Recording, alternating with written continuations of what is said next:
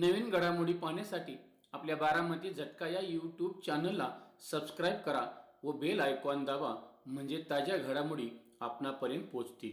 माळशिरस तालुक्यातील कचरेवाडी येथे भारतीय जनता युवा मोर्चाचे राष्ट्रीय उपाध्यक्ष व माळशिरस तालुक्याचे लोकप्रिय दमदार माजी आमदार राम सातपुते यांच्या शुभ हस्ते भारतीय जनता पार्टीच्या शाखेचे उद्घाटन करण्यात आले। यावेळी लोकप्रिय दमदार माजी आमदार राम सातपुते यांचे जेसीबीने पुष्पवृष्टी करून, महिलांनी औक्षण करून, हलगीच्या कडकडाटात व फटाक्यांची आतिषबाजी करून जंगी स्वागत करण्यात आले।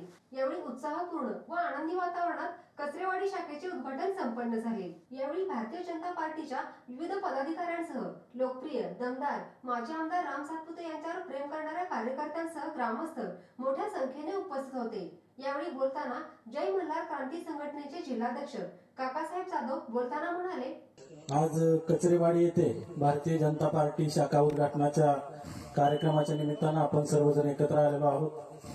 कार्यक्रमाचे प्रमुख अतिथी भारतीय जनता पार्टी युवा मोर्चाचे राष्ट्रीय उपाध्यक्ष, तुमच्या आमच्या सर्वांचे मार्गदर्शक, माळशिरस विधानसभेचे माजी आमदार आदरणीय रामभाऊ सातपुते साहेब, माळशिरस नगर परिषदेचे माजी नगराध्यक्ष, आमचे मार्गदर्शक आदरणीय आप्पासाहेब, भारतीय जनता पार्टीचे तालुका अध्यक्ष ॲडव्होकेट शरद मदने साहेब, सुजय भैया माने पाटील, विचार मंचावरती उपस्थित असणारे सर्व भारतीय जनता पार्टीचे पदाधिकारी आणि विचार मंचाच्या समोर उपस्थित असणारे या गावचे ग्रामस्थ बंधू भगिनींनो, सर्वप्रथम आज या ठिकाणी शाखा स्थापन झाली, त्या शाखेचे शाखा अध्यक्ष, उपाध्यक्ष, खजिनदार आणि त्यातले सर्व पदाधिकारी यांना त्यांच्या पुढच्या राजकीय कार्यासाठी भरभरून शुभेच्छा देतो।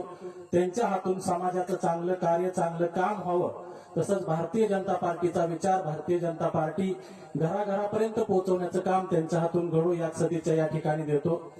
भारतीय जनता पार्टीच्या माध्यमातून आपण माळशिरस तालुक्यामध्ये बघतोय की दररोज कार्यक्रम आहेत। परवा दिवशी पिलीवला कार्यक्रम होता, काल फोंडशिरसला होता, आज तुमच्या कचरेवाडीमध्ये आहे आणि कुणाकडेही एवढं काम नाही, एवढं काम भारतीय जनता पार्टी आपल्या भाऊंच्या माध्यमातून या तालुक्यामध्ये मोठ्या प्रमाणामध्ये काम करते। मग ते आरोग्य क्षेत्रामध्ये असेल, ते रस्ते असतील, पाण्याचे प्रश्न असतील, अनेक प्रश्नावरती भाऊ मोठ्या प्रमाणामध्ये काम करत आहेत। माळशिरस तालुक्यातल्या अगदी शेवटच्या घरातील तळागाळातील व्यक्ती जरी भाऊंकडे काम करून घेऊन गेला तर त्याचं काम त्या ठिकाणी पूर्ण होतं। आपण बघत आहोत की तालुक्याला आपल्या विद्यमान आमदार सुद्धा आहेत। काल परवा त्यांनी प्रश्न विचारला असं आता सरगर साहेबांनी सांगितलं। खरं तर भाऊ, मी त्या विद्यमान आमदार साहेबांना धन्यवाद द्यावेसे वाटतात मला या विचार मंचावरून, कारण त्यांनी विचारलेल्या प्रश्नामुळं पुन्हा एकदा या तालुक्याला माहित झालं की ते काम खरं रणजितदादा निंबाळकर आणि आमदार रामभाऊ सातपुते यांनीच हातामध्ये घेतलेलं होतं किंवा त्यांनीच ते पूर्ण केलेलं आहे। खरं तर असं वाटतंय तो तारांकित प्रश्न होता। तारांकित प्रश्नाला उत्तर देताना सुद्धा आदरणीय भाऊ आणि आदरणीय रणजितदादांचं, निंबाळकर दादांचं या ठिकाणी नाव निघालं किंवा उत्तरामध्ये ते आलं, रेकॉर्डवरती आलं। मला आता असं वाटतंय की विद्यमान आमदारांना पुढच्या वेळेस ज्यावेळेस अधिवेशनामध्ये जावं लागेल त्यावेळेस ते कदाचित तोंडाला चिकटपट्टी लावूनच जातील की मी जर प्रश्न विचारला तर त्याच्या उत्तरामध्ये सुद्धा जर रामभाऊचंच काम येत असेल तर मी काय म्हणून प्रश्न विचारावा, हा सुद्धा प्रश्न त्यांच्याकडे असेल। खरं तर लहान होतो, लहान असताना घरामध्ये एक लाकडी टीव्ही असायचा आणि त्या टीव्हीवरती कधी कधी गाणी ऐकण्याचा कार्यक्रम ऐकायचो। त्यावेळेस त्या कार्यक्रमामध्ये गाणं लागायचं। कट्टर हिंदुत्ववादी अभिनेते दादा कोंडके यांचा एकटा जीव सदाशिव हा चित्रपट आलता, त्या चित्रपटामध्ये ते गाणं होतं। ते गाणं असं होतं की लबाड लांडगे ढोंग करतय, लगीन करायचं स्वांग करतय। त्या गाण्याची आठवण मला आता यायला लागलेली आहे। लबाड आमदार ढोंग करतय, राजीनामा द्यायचं स्वांग करतय। खरं तर राजीनामा त्यांना द्यायचाच नाही, परंतु ते ढोंग करत आहेत आणि खरं तर ते खोटं बोलत आहेत।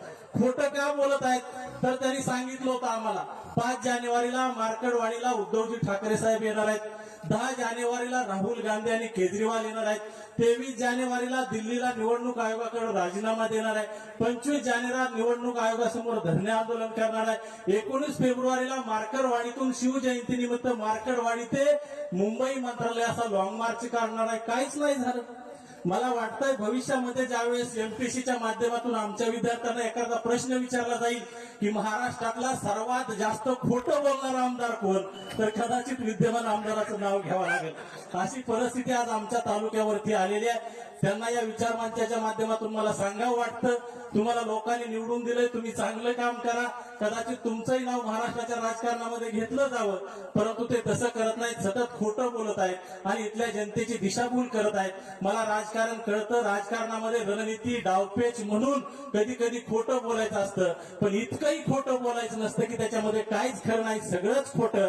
असं या खोटं बोलणाऱ्या आमदाराला पर्याय म्हणून आपण या तालुक्यामध्ये मोठ्या प्रमाणामध्ये भाऊंच्या पाठीमागे ताकद उभा करूया आणि येणाऱ्या काळामध्ये पुन्हा एकदा आपल्या तालुक्याचा आमदार म्हणून रामभाऊ सातपुते साहेब यांचं नाव विधिमंडळाच्या पटलावरती आणूया. एवढंच या ठिकाणी बोलतो आणि थांबतो. धन्यवाद. जय हिंद, जय महाराष्ट्र.